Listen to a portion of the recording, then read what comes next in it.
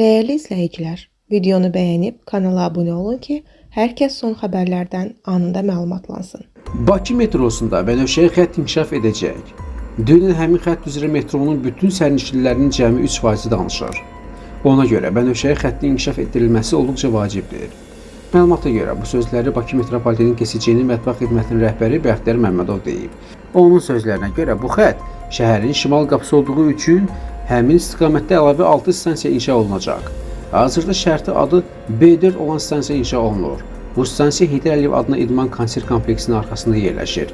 Gələn ilin sonuna qədər bu stansiya təhvil veriləcək. Növbəti stansiya Nizami stansiyasının yaxınlığında olacaq və bura keçid funksiyası daşıyacaq. Yəni, Sumqayıtdan gələn şərti bir sərnişin avtovağzal stansiyasından qatara minərsə, yerin üstünə çıxmadan metro ilə Nizami stansiyasına keçid edərək Elmlər Akademiyası Dərnəgül istiqamətində rahat hərəkət edəcək.